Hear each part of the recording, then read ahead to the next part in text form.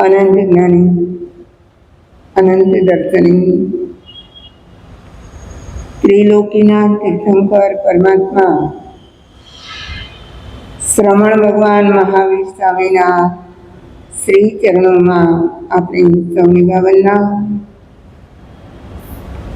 मारा तमारा अनंत अनंत उपकारी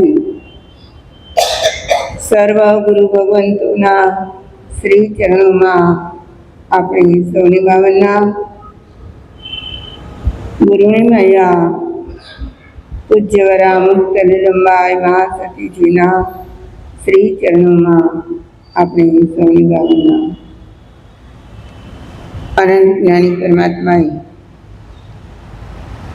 जगतना सर्व जीवोना आत्मकल्याणार्थी आगमोनी प्ररूपना करी।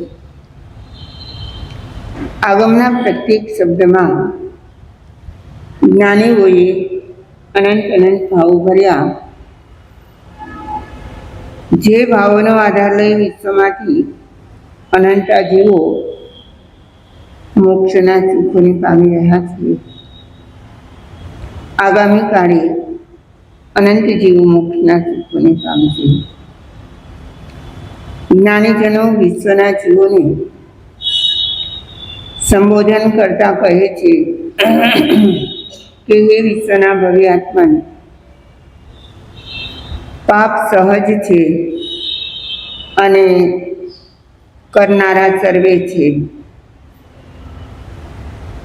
कोई व्यक्ति पाप नहीं करती एम कहे तो ए मानी शकाय नहीं।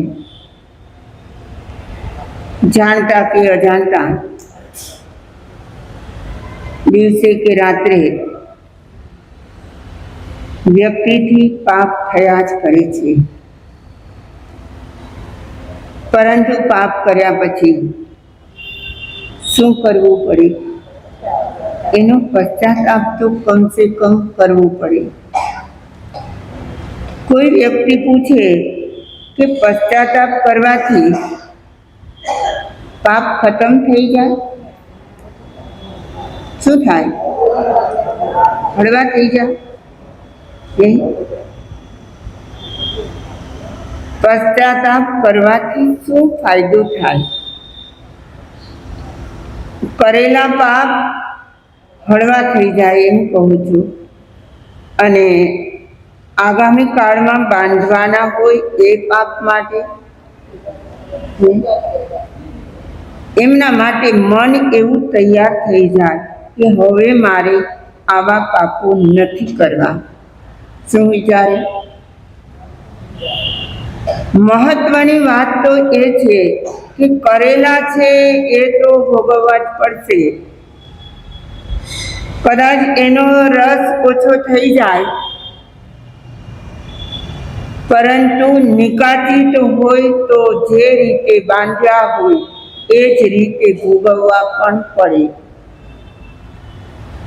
પરંતુ પશ્ચાતાપથી એક મહત્વનો ફાયદો તો એ થાય કે ભવિષ્યમાં આપણે પાપ કરતા જરા વિચાર કરીએ. શું કરીએ? અને જ્ઞાનીઓ મહાપુરુષો કહી ગયા છે કે જ્યારે અશુભ કાર્ય કરવાનું હોય, પાપ કરવાનું હોય, ત્યાર પહેલા એ પાપ મનમાં આવી જાય. આવે કે ના આવે? પૂર્વ તૈયારીઓ થઈ જાય કે નહીં? પરંતુ જે વ્યક્તિએ પશ્ચાતાપ એકવાર ભાવથી કર્યો હોય, એ વ્યક્તિને જ્યારે પાપ કરવાનો ફરીવાર વિચાર આવે ત્યારે એના અંદરમાંથી જ એક અવાજ આવે. એને કહેવાય છે ઇનર વોઇસ, અંદરનો અવાજ, કે આ કરવા જેવું નથી. શું અવાજ આવે? કે આ કરવા જેવું નથી. અને છતાં પણ જો ભાવની તીવ્રતા હોય તો પાપ કરી પણ લે. પોતાના જ અવાજને સાંભળે પણ નહીં. સાંભળે? તે વખતે પોતાનો અવાજ પણ ગૌણ થઈ જાય અને એ તો એવા જ ભાવથી કદાચ એનાથી તીવ્ર ભાવે પણ પાપ કરી લે. આચાર્ય શ્રી રત્નાકર સુરી ભગવાન સમક્ષ એકરાર કરે છે કેવા કેવા પાપો કર્યા છે. ઠગવા વિભુ આ વિશ્વને વૈરાગ્યના રંગો ધર્યા, ને ધર્મના ઉપદેશ રંજન લોકને કરવા કર્યા. આગળ કહે છે, વિદ્યા ભણ્યો હું વાદ માટે કેટલી કથની કહું, સાધુ થઈને બહારથી દાંભિક અંદરથી રહે. આચાર્ય શ્રી પોતાના જ પાપોનો એકરાર કરતા કહે છે કે ભગવાન આખા જગતને ઠગવા માટે મેં વૈરાગ્ય ધારણ કર્યો, વૈરાગીનો વેશ ધારણ કર્યો, લોકરંજન માટે ધર્મ ઉપદેશો આપ્યા, અને આગળ ચાલીને કહે છે વિદ્યા ભણ્યો હું વાદ માટે. આપણે પણ વિદ્યા તો ભણ્યા છીએ, નથી ભણ્યા? વિદ્યા મંદિરમાં એટલે સ્કૂલોમાં, કોલેજોમાં ગયા છીએ. કેટલીક વિદ્યાઓ આપણે પણ સંપાદન કરી છે. આજે આપણે વિચારીએ કે વિદ્યા કોને કહેવાય અને જ્ઞાન કોને કહેવાય. વિદ્યા અને જ્ઞાન બંને એક છે કે અલગ છે? શું છે અલગતા? વિદ્યા કોને કહેવાય? પેલી વાત કરો. બાહરી જગતમાં ઉપયોગી થાય એ બધી વિદ્યા. કયા જગતમાં? બાહ્ય જગતમાં. જીવન જીવવા માટે, આજીવિકા માટે, પોતાના સ્ટેટસ માટે, સત્તા માટે, સંપત્તિ માટે શું જોઈએ? વિદ્યાઓ જોઈએ. અને એટલા જ માટે અત્યારના આ કાળમાં વિદ્યાઓ કેટલા પ્રકારની બહાર પડી છે. અમને લોકોને તો ડિગ્રીઓની પણ ખબર નથી. કોઈ કહે તો સાંભળી લઈએ, પણ એ શું છે એ અમે સમજી શકતા નથી. તમે સમજી શકો? નથી સમજાતું. એટલા પ્રકારની ટેકનિકો નીકળી છે, વિદ્યાઓ નીકળી છે. કેટલાક ક્લાસ કરે છે, કેટલાક કોલેજોમાં, અને એ સિવાયના પણ આગળના કેટલા ભણતરો નીકળ્યા છે. આને બધાને શું કહેવાય? આને બધાને વિદ્યા કહેવાય. અને જ્ઞાન કોને કહેવાય? જે માત્ર આત્માર્થે હોય. કોના માટે હોય? જ્ઞાન કોના માટે હોય? બાહ્ય જગત માટે કે આપણા આત્મા માટે? આપણા આત્મા માટે. અને જ્ઞાનનું ફળ શું હોય? જ્ઞાનસ્ય ફલમ વિરતિ. બહુ નાનકડું સૂત્ર છે. જ્ઞાનનું ફળ વિરતિ ભાવ છે. વિરતિ એટલે વિરામ પામી જવું. શેનાથી?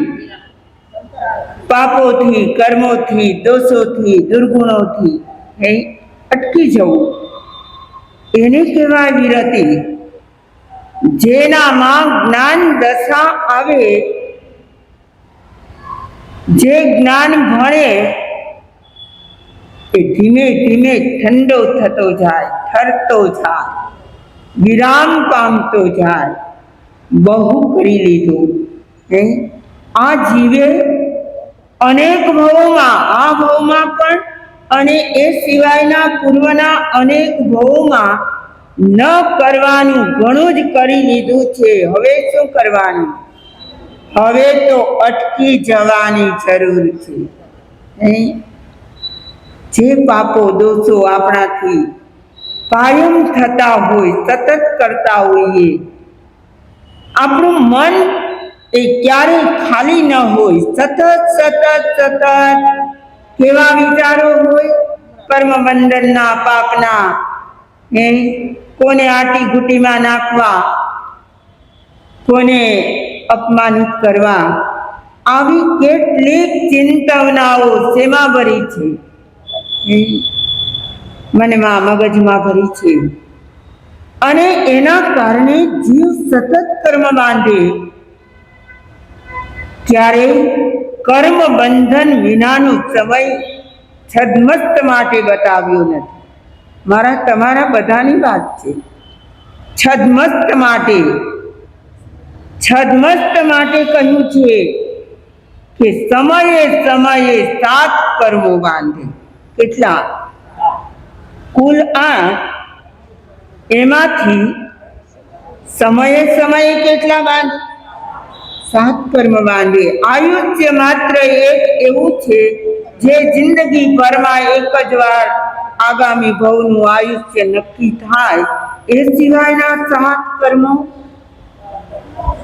સતત બાંધે, સમયે બાંધે. તો જ્ઞાનીઓ કહે છે કે જો આટલા કર્મો બંધાતા હોય તો આપણે પેલા જેસલ કરતા. જેસલ કોણ? જેસલ જાડેજા. નામ સાંભળ્યું છે? કચ્છનો બહારવટીયો. જેસલ તોરલની વાત બધા જાણે. તો એમના કરતા આપણે કંઈક કમ છીએ? પેલો જેસલ તો તોરલ સમક્ષ ઇકરાર પણ કરે છે. જેટલા માથાના વાળ, તોળી રાણી જેટલા માથાના વાળ રે, એટલા કરમ તો મેં કર્યા, તોળા દે રે. શું કહે છે? કેટલા કર્મ કર્યા? માથાના વાળ કેટલા હોય? ગણતરી કરવા ધારીએ તો, હા, જેને આગળ પાછળ બધે ટાળ થઈ ગઈ હોય એની વાત નથી, એના ગણી શકાય કદાચ, પણ એનાય ના ગણાય. આગળ મેવાવાળા બેઠા છે, હે, આપણે એને કહીએ કે એના વાળ ગણી દો, ગણાય? પાછળ ઘણા છે, હા, ગણ્યા ગણાય નહીં. અને આપણા કર્મો એ તો ગણ્યા ગણાય ના રે ના. આપણે તો એના કરતા પણ વધારે બાંધ્યા છે, અને એમના માટે આપણે જવાબદાર કોને ગણીએ? ના રે ના. આપણને પોતાને ગણીએ તો બહુ જ સારું. આપણે કોઈ પણ કાર્ય કર્મ બાંધતા પણ દોષ બીજાનો જ કાઢીએ. આ એક માનવ સહજ પ્રકૃતિ છે. શું છે? માનવ સહજ પ્રકૃતિ છે કે દોષ બીજાના એના પર જ ઢોળી દેવાનો. અહીં તો આચાર્ય શ્રી પોતે સ્વયં સ્વીકાર કરે છે, ભગવાન મારાથી આવા પાપો થઈ ગયા. વિદ્યા ભણ્યો હું વાદ માટે. માનવને 3 શક્તિઓ મળે છે. વિદ્યા, એના માટે એક શ્લોક છે, વિદ્યા વિવાદાય ધનમ મદાય શક્તિર પરેશાન પરિપીડનાય ખલ્વસ્ય સાધુર વિપરીત મેતર જ્ઞાનાય દાનાય ચ રક્ષણાય. બહુ મજાનો શ્લોક છે. વ્યક્તિને શું શું મળે છે? એક વિદ્યા મળે, બીજા નંબરે ધન મળે, ત્રીજા નંબરે શક્તિ મળે, શરીર શક્તિ. વિદ્યા મળે, ધન મળે અને શક્તિ મળે. પણ દુનિયાના લોકો 2 પ્રકારના છે. એક સજ્જન લોકો પણ હોય અને બીજા દુર્જન પણ હોય. મળે તો બધાને. તો સજ્જન એનો શું ઉપયોગ કરે અને દુર્જન શું ઉપયોગ કરે? આપણને જે વસ્તુ મળી હોય એનો પણ આપણે ઉપયોગ શું કરવો એ તો આપણા હાથની વાત છે. શું શું મળ્યું અનિલભાઈ? વિદ્યા મળી, ધન મળ્યું, શક્તિ મળી. ખલ્વસ્ય સાધુર વિપરીત મેતર. ખલ એટલે દુષ્ટ પુરુષો, દુર્જનો, અને સાધુ પુરુષ એટલે સજ્જન પુરુષો. જ્ઞાનાય દાનાય ચ રક્ષણાય. કોના માટે? જ્ઞાન મળ્યું, વિદ્યા મળી તો બીજાને દેવા માટે ઉપયોગ કરે એ સજ્જન. શું કરે? જ્ઞાનાય. લક્ષ્મી મળી તો દાન કરે. શું કરે? બીજાને આપે, જરૂરતમંદોને. અને શક્તિ મળી તો બીજાનું રક્ષણ કરે, છપાય જીવોની રક્ષા કરે. આપણને આંખ બરાબર મળી તો જીવદયા પાડે. તો 3 વસ્તુ મનુષ્યને મળે. કઈ? વિદ્યા, ધન અને શક્તિ. સજ્જન માટે તો કહી દીધું કે એ જ્ઞાન દેવામાં, ધન દાનમાં અને શક્તિ બીજાનું રક્ષણ કરવામાં વાપરે. દુર્જન પુરુષો શું કરે? એ શું કરે? એ કરે વિદ્યા વિવાદાય ધનમ મદાય શક્તિર પરેશાન પરિપીડનાય. વિદ્યા મળી તો વિવાદ કરે. કંઈક આવડતું થયું તો આપણે શું કરીએ? હા, મને આવડે છે એવું કોઈકને બતાવવું તો પડે. ન બતાવવું પડે? ખબર કેમ પડે મનસુખભાઈને કે અમુક વ્યક્તિને હવે બધું થોકડા વગેરે આવડવા માંડી છે? તો શું કહે? વિદ્યા વિવાદાય ધનમ મદાય સંપત્તિ મળી તો મદ કરવાનો, અભિમાન કરવાનું. અને શક્તિ પરેશાન પરિકીર્ણાય, શક્તિ મળી તો શું કરવાનું? બીજાને પરેશાન કરવાના. હવે આ ત્રણ વસ્તુ મળી તો પણ શું અને ના મળી તો પણ શું?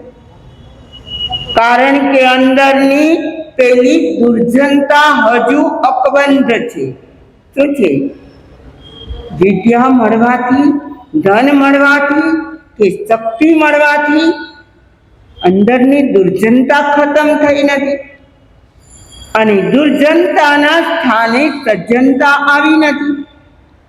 ત્યાં સુધી આ મળેલી ત્રણ વસ્તુનો સદુપયોગ થાય કે દુરુપયોગ? શું થાય? દુરુપયોગ થાય. આચાર્ય શ્રી પણ કહી રહ્યા છે, વિદ્યા ભણ્યો વાદ માટે. પેલાના વખતમાં વાદ થતા. વાદ એટલે ખબર છે? પરસ્પર બે વિરોધી પક્ષો હોય. કોઈ જૈનાચાર્ય પણ હોય ને સામે કોઈ બ્રાહ્મણ પંડિત પણ હોય, અને એ પરસ્પર એમના વાદ વિવાદ ગોઠવવામાં આવતા. રાજ્ય ધોરણે કોઈ રાજાના દરબારમાં પણ ગોઠવવામાં આવે, અને પરસ્પર બંને વિદ્વાનો પેલા શ્રમણ સંસ્કૃતિના પણ બરાબર હોય, જોરદાર પંડિત હોય, અને બ્રાહ્મણ સંસ્કૃતિના પણ જોરદાર પંડિત હોય, વિદ્વતા ઘણી હોય. એમની પાસે એમના પોતપોતાના શાસ્ત્રોનું જ્ઞાન પણ ઘણું હોય. એને જ્ઞાન કેવું કે વિદ્યા કેવી, હવે નક્કી તમે કરજો. હા, આવ્યા છે વિવાદ માટે. હા, તો એમની પાસે ખજાનો ઘણો છે, પોતપોતાના પક્ષની હિમાયત કરવા માટે આવ્યા હોય. મારો પક્ષ જ બરાબર. તો જૈનાચાર્ય હોય એ કહે કે ના, એના કરતા આ પક્ષ બરાબર. આને વાદ કહેવાય.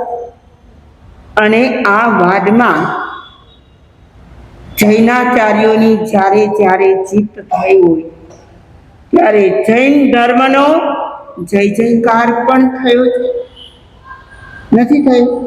હમણાં જ આપણે શું બોલી ગયા? ભક્તામર મહાસ્તોત્ર, ખબર છે ને? આજે ભક્તામર દિન તરીકે, ભક્તામર ડે તરીકે આજના દિવસને જાહેર કર્યો છે. એવું આપણને સમાચાર મળ્યા, અને આપણે 9:09 ભક્તામર ચાલુ કર્યું. પણ આ ભક્તામરનો જે કાળ હતો, એ રચના જ્યારે થઈ ત્યાર પહેલાનો પ્રસંગ કેવો હતો? રાજા ભોજના દરબારમાં મંતુંગ આચાર્ય પણ હતા, અને એમની સામે બે વિદ્વાન પંડિતો પણ હતા, બ્રાહ્મણ પંડિતો. અને અરસપરસ એકબીજા પોતપોતાના પક્ષની જે વાતો હોય એ સિદ્ધ કરવા માટે લાખ પ્રયાસ કરી. અને રાજા ભોજ પેલા પંડિતો સાથે ભળેલા, એટલે એમણે કહ્યું કે જો જૈનાચાર્ય પોતાના પક્ષમાં બરાબર હોય તો એની આપણે એક કસોટી કરીએ એટલે ખબર પડી જાય. અને બધા જ એ કથા જાણો છો. 48 તાળા લગાવાય એવી એક પછી એક રૂમો, અને છેલ્લી રૂમમાં આચાર્યશ્રીને પૂરવામાં આવ્યા. અને તમને ખબર છે, એ પુરાયેલી અવસ્થામાં, કેવી અવસ્થામાં? બંધનગ્રસ્ત અવસ્થામાં. કોઈ કહે છે કે સાંકળોથી તાળા માર્યા હતા, કોઈ કહે છે 48 રૂમો હતી, ક્રમથી એક પૂરી થાય, બીજી પૂરી થાય. જે હશે તે 48 બંધનો હતા. અને એમાંથી આચાર્યશ્રીને મુક્તિ શેનાથી મળી? ભક્તામર મહાસૂત્રથી. હા, અને એક એક તાળા તૂટતા જાય છે. આચાર્યશ્રી બંધનગ્રસ્ત હતા, એમાંથી મુક્ત થઈ ગયા અને જૈન ધર્મનો જય જયકાર થયો. હે, તો ક્યારેક આવી વિદ્યા કામ પણ આવે ના આવે? પણ એ વિદ્યા સાથે ભક્તિ જોડાયેલી હતી. શું હતું? એમણે એમની વિદ્યાને પરમાત્માની ભક્તિ સાથે જોડી હતી. વિદ્યા વિવાદ માટે જ નહીં. કોની સાથે જોડી? પરમાત્મામાં એ ઓળઘોળ થઈ ગયા. એક પછી એક બંધન તૂટતા ગયા અને પરમાત્માની ભક્તિ આગળ આગળ આગળ વધતી ગઈ. કેટલા અંતઃકરણના ભાવો પડ્યા હશે. આપણે એ જ ભક્તામર સ્તોત્ર દરરોજ બોલીએ, ના બોલીએ? પણ આપણને તો દેખીતો એવો કોઈ ફાયદો દેખાતો નથી. દેખાય છે? કારણ કે આપણે અંતરના માનતુમ સુરીના જે ભાવો હતા એવા ભાવો હજી જાગ્યા જ નથી. જાગ્યા ત્યારે એમ થયું કે હું બંધનથી હવે મુક્ત થઈ ગઈ છું, એવો સ્વતંત્રતાનો, આત્માની સ્વતંત્રતાનો ભક્તામર પૂર્ણ થાય અને અનુભવ થાય છે ખરો? ના, હાસ ભક્તામર પૂરું થયું. શું વિચારીએ? હા, બોલી બોલીને શ્વાસ ચડી ગયો હોય, થાકી ગયા હોય તો મનમાં એવું પણ વિચારે, ના વિચારે? કોઈકને તો હાફ ચડતી હોય, શ્વાસ ચડતો હોય, બોલીને થાકી જતા હોય, જડબા રહી જતા હોય, ત્યારે કહે કે હા હવે પૂરું થઈ ગયું. આપણી ભક્તિમાં આપણી વિદ્યાને ભેળવીએ તો એ વિદ્યા આત્મવિદ્યા બની જાય. શું બને? વિદ્યા આત્મવિદ્યા બની જાય. જ્ઞાનીઓ કહે છે વિદ્યા અને જ્ઞાનમાં તફાવત શું? વિદ્યાવાનને અભિમાન હોય, જ્ઞાનવાનમાં નમ્રતા. શું હોય? જ્ઞાનવાન હોય, ખરેખર જ્ઞાનને પચાવ્યું હોય તો આંબામાં જેમ કેરી આવતી જાય ને આંબો નીચે નીચે નીચે નમતો જાય, એમ જ્ઞાન આવે તો નમ્રતા વધતી જાય. વિદ્યાવાન વિવાદ કરે અને જ્ઞાનવાન સંવાદ કરે. શું કરે? એનું બોલવાનું પણ સરસ હોય, સંવાદ હોય. એટલું જ નહીં, જો વિદ્યાવાન હોય તો એ વ્યક્તિને પોતાના જીવન માટે પણ બરાબર સદ્ગુણો સહિત જીવવું છે એવી ખેવના ના હોય, આડેધડ જીવન જીવતા હોય. અને વિદ્યાનું સાથોસાથ અહંકાર હોય. જ્યારે જ્ઞાનવાન હોય એમની જીવનચર્યા જુઓ તો એ જીવનમાંથી પણ આપણને કેટલુંક મળી જાય, ના મળે? નિયમિતતા હોય, પ્રામાણિકતા હોય, પરસ્પરના સ્નેહ પ્રેમ ભાવ હોય અને મસ્ત જીવન જીવતા હોય. આવું જીવન આપણું બની જાય તો આપણે જ્ઞાનવાન. બાકી તો લોકો એ છે કે કાંઈ વાંધો નહીં, આજે આ ફલાણા ભાઈ નથી કે ફલાણા બેન નથી તો કાંઈ વાંધો નહીં, ચાલશે. શું કામ? આવી મનોવૃત્તિ કેમ થાય? આપણે જેવો વ્યવહાર રાખીએ એવો વ્યવહાર સામા આપણા પ્રત્યે રાખે. આચાર્ય શ્રી તો કહી રહ્યા છે મેં વિદ્યા માટે વિદ્યા ભણી તો લીધી પણ વિવાદ કરવા માટે, અને એને જ્ઞાનના નામે ખપાવી. શેના નામે? વિદ્યા વિદ્યા જ ના રહી. એને મેં કહ્યું કે હું જ્ઞાનવાન છું અને પોતાના ધર્મ ઉપદેશથી લોકોમાં રંજન કરાવે, લોકો વાહ વાહ કરે અને એ જ બધું ગમે. સમજી લેવું કે ધર્મ ઉપદેશકની પણ અવનતિ થાય. શું થાય? ન થાય? ધર્મ ઉપદેશક પણ જો મનમાં આવા જ ભાવથી કંઈક વિચારતા હોય તો એની પણ અવનતિ ના થાય. એટલે આચાર્ય શ્રી કહી રહ્યા છે, વિદ્યા ભણ્યો હું વાદ માટે કેટલી કથની કહું. સાધુ થઈને બહારથી દાંભિક અંદરમાં દંભ ભર્યો છે. અને દંભ છે ત્યાં પાપનો ઢગલો છે. એક દંભનો અંચળો છૂટે. શું છૂટે? દાંભિકતા નીકળી જાય તો આપણે પણ પુણ્યશાળી બની જઈએ. દંભ છોડીએ. જે દંભ કરે છે એ વ્યક્તિના પાપો અવરાતા જાય. ઢંકાયેલા પાપો ક્યારેક છાપરે ચડીને પોકારે, એમ જે કહેતા હોઈએ એવી સ્થિતિ પણ આવી જાય. માટે જ્ઞાની રત્નાકર સુરી પોતાના એકરાર સાથે કેટલી વાતો કરી. આ એક શ્લોક આપણે 4 દિવસથી ચલાવીએ છીએ. ઠગવા વિધુ આ વિશ્વને વૈરાગ્યના રંગો ધર્યા ને ધર્મના ઉપદેશ રંજન લોકને કરવા કર્યા. વિદ્યા ભણ્યો હું વાદ માટે કેટલી કથની કહું. સાધુ થઈને બહારથી લોકો તો અમને સાધુ જ માનવાના છે. અંદરમાં શું કૂડ કપટ અમે ભરીને રાખ્યું હોય એ તો અમે જ જાણીએ. દાંભિક અંદરથી રહું. હજુ પણ આચાર્ય શ્રી એકરાર ચાલુ જ રાખે છે. આગળની ગાથાઓમાં સાનો એકરાર કરશે. એનાથી મને અને તમને શું જાણવા